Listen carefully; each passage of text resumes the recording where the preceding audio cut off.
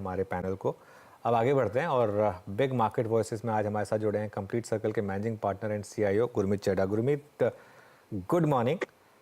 सबसे पहले शुरुआत करेंगे पॉलीकैब के साथ। आपका एक टॉप प्रेफर्ड आइडिया था और एक आपने लीप ऑफ फेथ लिया था जब ये बड़ी डिक्लाइन आई थी।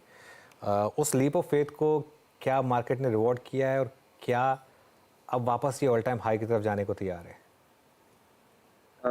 अनुज, लीप ऑफ फेथ से ज्यादा I think market patience reward करता है और कहता है कि आप नी जर्क रिएक्शन मत देखिए।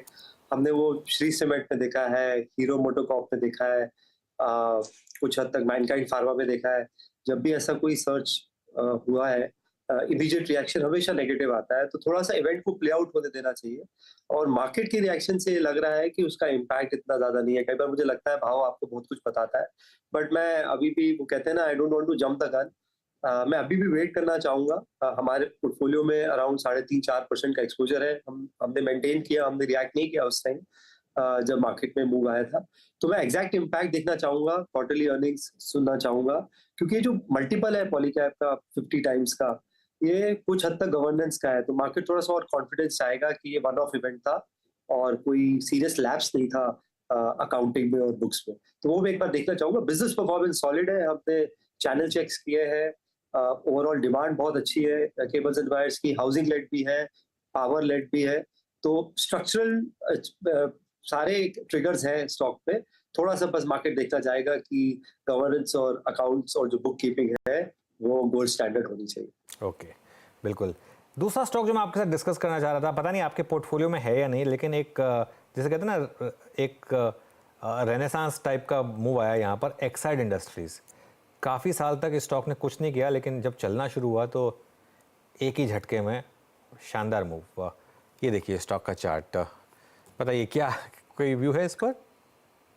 अनुज, हमारे पोर्टफोलियो में नहीं है अनफॉर्चुनेटली। हम बट उसको अमर राजा हमारे यूनिवर्स में जरूर है। तो मुझे लगता है कि ओवरऑल बहुत सारे ट्रिगर्स हैं इसमें। अभी एलन मस्क का भी मीटिंग है नेक्स्ट वीक और ईवी स्पेस में काफी काफी एक्शन एक्सपेक्टेड है और ये काफी डिस्ट्रप्टिव स्पेस है। और एक्साइड में काफी वैल्यू था, बहुत बहुत सस्ता स्टॉक था, और सम ऑफ पार्ट्स के बेसिस पे one of the most value stocks था।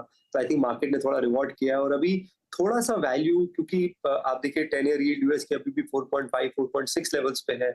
जहां भी मार्केट थोड़ा सा वैल्यू देखेगा और थोड़ा सा भी उसे टर्न अराउंड लगता है कि चांसेस है, आई थिंक उसको वो रिवॉर्ड कर रहा है। तो एक्साइड एक is one of the same spaces. हम ये जो फाइनेंस मिनिस्ट्री का अभी जो अनाउंसमेंट आया है, जो उन्होंने स्पेस में अलाउ किया है 100% एफडीआई और 74% ऑटोमेटिक रूट, इसको बहुत क्लोजली स्टडी कर रहे हैं। मुझे लगता है इसके काफी इम्प्लीकेशंस है। मैंने पहले भी चर्चा की थी जब अनाउंसमेंट्स आए थे बजट पे स्पेस को लेके। तो हमारे रेडार में है, काफी सारे स्टॉक्स हैं, एमटीआर है, डेटा पैटर्न्स है, जेन टेक्नोलॉजी हम होल्ड करते हैं, जो कि कॉम्बिनेशन है डिफेंस, स्पेस और ओवरऑल जो हमारी ये थीम है मैन्युफैक्चरिंग की। ये हमारे यूनिवर्स में। ओके, अच्छा Gurmeet, good morning, Virendra this side. IT पे आप क्या कर रहे हैं? अब आप देखिए ना, निफ्टी आईटी ये एक वो इंडेक्स था, even I think the best time Feb 2024 में इसने अपना जो हिस्टोरिकल हाई था दिसंबर 2021 का, उसको रीगेन नहीं किया। और मात्र इस छोटे से आई थिंक दौर में सबसे बड़ा डिप भी यहीं पर आया है। निफ्टी आईटी 200 डिमा के नीचे है। और अगर आप रीसेंट हाइज को भी देखें गुरमीत, मतलब 22 फरवरी लगभग 5000 पॉइंट का रिट्रेसमेंट हो चुका है। 38,500 के हाई के अगेंस्ट लगभग 33,600 पे आ चुका है।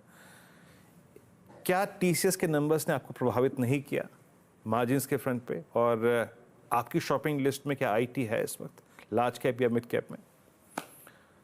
मुझे लगता है टीसीएस के नंबर्स का थोड़ा, ये जो इजराइल हमास इवेंट हुआ उस वजह से भी थोड़ा सा मार्केट का सबड्यूड रिएक्शन आया। नतीजे अच्छे थे, मार्जिन्स बढ़ा है, डील टीसी भी बढ़ा है। और इस एनवायरनमेंट में अगर आपका डील टीसी भी अच्छा है तो बहुत अच्छा साइन है। और मेरा ये मानना है कि हमें अब एक्सटेंचर को नहीं देखना चाहिए खाली, पूरे सेक्टर को एक तरीके से सेम पेंट से, सेम ब्रश से पेंट करने के लिए। आई थिंक कंपनीज में डिफरेंशिएशन होगा। जो कंपनीज अभी भी सिंपल आईटी सर्विसेज कर रही है, वहां चैलेंज मुझे लगता है कंटिन्यू रहेगा कुछ क्वार्टर्स में। कुछ एक कंपनीज है जो आईपी रिलेटेड, आपको देखना पड़ेगा कितना मिक्स है। जैसे एचसीएल टेक है, उसमें आईटी सर्विसेज है, ईआरडी है और प्रोडक्ट और प्लेटफॉर्म बिजनेस है। प्रोडक्ट और प्लेटफॉर्म बिजनेस उनका 20% प्लस एबिटा वाला बिजनेस है और आईपी बिजनेस है। ईआरडी मुझे लगता है काफी स्ट्रक्चरल टेलविंड्स हैं, वैल्यूएशंस 15-17 टाइम्स है, तो एचसीएल हम लार्ज कैप में ऐड कर रहे हैं। हम इस फॉल में केपीआईटी थोड़ा सा और ऐड कर रहे हैं, मुझे लगता है ये ट्रेंड भी लगभग लॉन्ग टर्म है, और लेवल्स ऐड हो रहे हैं। टाटा टेक्नोलॉजी हमने ऐड किया था डिप्स पे जब अराउंड 3 डिजिट आया था बीच में ब्रीफली, और परसिस्टेंट हम ऐड कर रहे हैं, तो हम थोड़ा सा सिलेक्टिव है। और मुझे लगता है जो मेरा फर्स्ट हमने चेक किया है, हायरिंग वापस से शुरू हुई है कैंपस में, हमारी कुछ सीनियर प्लेसमेंट कंसल्टेंट से बात हुई है, IT hiring is coming back, attrition बहुत कम हुआ है, नेगेटिव हेडकाउंट आया है कुछ कंपनीज का, उसका मार्जिन पे भी बहुत पॉजिटिव इम्पैक्ट पड़ेगा। तो मुझे ऐसा लगता है आईटी में कुछ पॉकेट्स में वैल्यू है, कुछ मिड कैप आईटी अभी भी एक्सपेंसिव है, वो मैं अवॉइड करूंगा, पर सिलेक्टिवली जो नाम मैंने आपको बोले।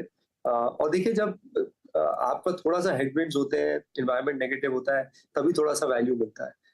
तो मैं कंस्ट्रक्टिव हूँ आईटी को लेकर, स्पेशली ये जो 4-5 नाम्स मैंने आपको बताया।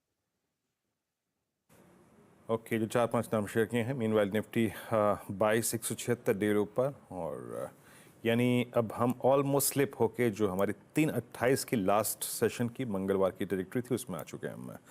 गुरमीत, मेटल्स का मूव बहुत ही स्ट्रॉन्ग रहा, ऑलमोस्ट आप इसे एक वर्टिकल राइज 10 दिन में कह सकते हैं।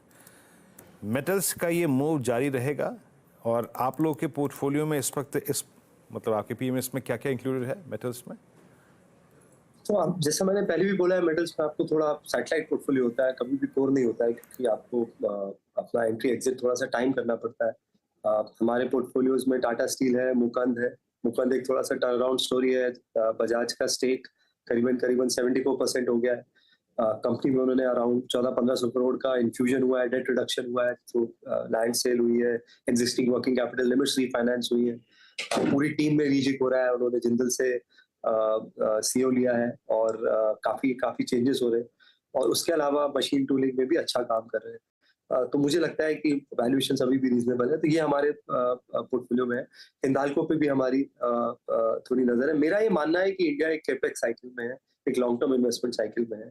जब अगर आपको पहले ये व्यू लेना पड़ेगा, अगर आप उस व्यू में हैं तो तब आप देखते हैं कि कहाँ पे वैल्यू ज्यादा है, कहाँ पे वैल्यूएशन रीजनेबल है। तो हमारे इन्वेस्टमेंट्स मुकुंद और टाटा स्टील में है, रेडार में हिंदाल्को भी है, और जेएसडब्ल्यू भी है। ये हमारे पोर्टफोलियो में है मेटल्स में। ओके, गुरमीत, वोडाफोन आइडिया पर कोई व्यू बन रहा है क्या अब, या उसकी वजह से इंडस टावर में क्या एक लग रहा है कि शायद फ्रेश लीज ऑफ लाइफ यहाँ पर, और पूरे सेक्टर के लिए क्या मायने होंगे इसके? अनुज, मेरा मानना है कि कोई एंटिटी पे जो एक क्लाउड था कि गोइंग कंसर्न रहेगी नहीं, उसको जरूर एड्रेस करता है एफपीओ, और कुछ अच्छे नाम से पार्टिसिपेट भी किया है। बट मेरा ये मानना है कि मैं बिजनेस परफॉर्मेंस को लेके इम्प्रेस नहीं हूँ। 5G अभी तक लॉन्च नहीं हुआ है। सब्सक्राइबर बेस जो कंबाइंड एंटिटी का था वो करीबन 22-23 करोड़ से कम हो गया है, 50% रह गया। अगर आपको मर्जर के टाइम 40 करोड़ से ऊपर सब्सक्राइबर थे, बेरली 21-22 करोड़ सब्सक्राइबर है, और आरपू जो है सबसे नीचे है। तो मैं थोड़ा सा और सॉलिड परफॉर्मेंस देखना चाहूंगा, और मुझे लगता है कि जियो प्लेटफॉर्म की सेपरेट लिस्टिंग ऑन कार्ड्स है, साल लगता है, 2 साल लगता है, उसकी एंटरप्राइज वैल्यू काफी ज्यादा होने वाली है, 150-200 बिलियन डॉलर होनी चाहिए मेरे हिसाब से। भारती, मुझे लगता है अगर आप जियो प्लेटफॉर्म्स को 150-200 बिलियन डॉलर का वैल्यूएशन असाइज करेंगे तो भारती को भी आप 50-60% डिस्काउंट पे नहीं रख सकते। और मुझे लगता है टैरिफ हाइक होंगे, हमने शायद अभी आरपू और हाइक्स देखना है। और भारती इन पर्टिकुलर मुझे लगता है एक कस्प है री रेटिंग के, काफी हद तक स्टॉक ने अच्छा किया है, बट अक्रॉस बिजनेस अच्छा कर रहा है, broadband business, home business, mobility में अफ्रीका बिजनेस स्टेबल है आफ्टर जो करेंसी का इम्पैक्ट आया था। और मुझे लगता है पेमेंट बैंक्स में भी थोड़ा सा वैल्यू अनलॉकिंग वहां पे भारती कर सकता है। तो मैं इनको लेके काफी कंस्ट्रक्टिव हूँ। वोडाफोन अगर आपको टैक्टिकल होना है क्योंकि फंड इन्फ्यूजन हुआ है, बट इवेंचुअली पैसा नहीं बना है इतने सालों में। मैं 5 साल से सुन रहा हूँ कि अब फाइनली एफपीओ हुआ है, तो एटलीस्ट गोइंग कंसर्न वाला रिस्क चला गया है, बट मैं इन्वेस्टमेंट के हिसाब से वोडाफोन को नहीं देखूंगा। ओके, बिल्कुल, इन्वेस्टमेंट के हिसाब से वोडाफोन को नहीं देखेंगे। अच्छा, एक और स्पेस जहाँ पर बहुत पैसा बना है, capital market related place, for example angel one, बहुत शानदार नंबर्स फिर से, क्या ये स्पेस फिर से पैसा बनाएगी, और एंजल पर आपका क्या व्यू है, एंजल वन पर? मैं काफ़ी कंस्ट्रक्टिव अनुज एंजल वन पे, मोतीलाल ओसवाल पे। हमारा एक्सपोजर हमने कैश पे थोड़ा बढ़ाया था जब थोड़ा करेक्शन आया था, क्योंकि अकाउंट एग्रीगेटर भी है, इंश्योरेंस रिलेटेड टाइप्स भी कर रहा है। अभी म्यूचुअल फंड का मार्च का रिपोर्ट आया है, 20 लाख सिर्फ अकाउंट ऐड किए हैं मार्च में हमने। न्यू इन्वेस्टर्स करीबन करीबन 4.46 करोड़ हुए हैं अभी सिर्फ, और यूनिक डीमैट होल्डर्स 9 करोड़ है। बहुत बड़ा रनवे है अनुज। एफडी इन्वेस्टर्स करीबन 25 करोड़ है। तो ये बड़ी सेकुलर स्टोरी है। मैं हम लोग इसको थोड़ा लाइटर में टोल नाका स्टॉक्स बोलते हैं, सीडीएसएल को, कैम्प्स को, क्योंकि आप हर चीज पे रेवेन्यू बनाते हैं। केवाईसी पे आप 40-45 रुपीज बनाते हैं। कितनी बार केवाईसी होता है हमने ऑलरेडी देखा है। फाइनेंशियल जो ट्रांजैक्शन रेवेन्यू है वो मार्केट रिलेटेड है, फिर एन्युटी रेवेन्यू है। तो हमारा एक्सपोजर कैम्प्स और सीडीएसएल में ज्यादा है, बट बीएससी में भी हमारा एक्सपोजर है। और अनलिस्टेड मार्केट में हमने एनएसडीएल, एनएससी और काफी कुछ चीजें करी है। तो मेरा काफी कंस्ट्रक्टिव हुआ है। इस फेज को आपको देखने की जरूरत नहीं है, बाय एंड फॉरगेट है टिल 2030। चलिए, अच्छा तो है, कुछ तो है कि जिसे हम खरीद के भूल सकते हैं। अच्छा, एक स्पेस और आपसे जिस पर राय लूँगा गुरमीत जी, जिसको एक बड़ा एडवांटेज लास्ट 1 महीने में मिला है वो है गोल्ड फाइनेंस कंपनियाँ। अब गोल्ड के प्राइस जिस ट्रेजेक्ट्री में आ चुके हैं, आपको एक सब्सटेंशियल जंप में लगभग 10,000 रुपये का अंतर आ गया है एवरेज लास्ट 3 मंथ ट्रेजेक्ट्री से। आप लोगों ने क्या ऐड किया है गोल्ड फाइनेंस कंपनियों में या फिर एनबीएफसीज में?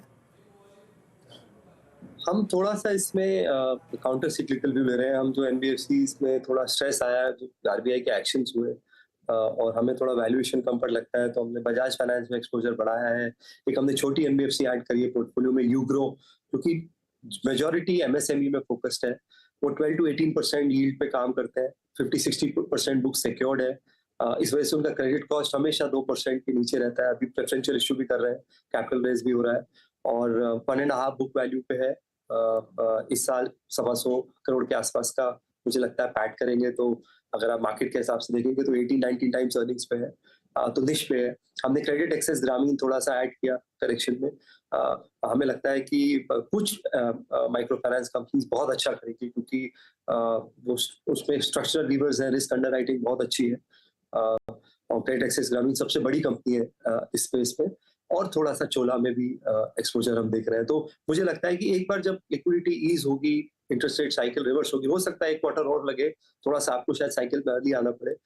मुझे लगता है फाइनेंशियल्स में वो आउट परफॉर्म करेंगी जो वेल रन एनबीएफसी में। तो यहाँ पे हमने ऐड किया। होम फर्स्ट में हम ऑलरेडी काफी काफी टाइम से हमारा निवेश है। ओके, चलिए, तो ये इस समय आपके लिए गुरमीत चड्ढा के व्यूज़। गुरमीत जी, बहुत बहुत शुक्रिया आज हमारे साथ जुड़ने के लिए और हमसे बात करने के लिए।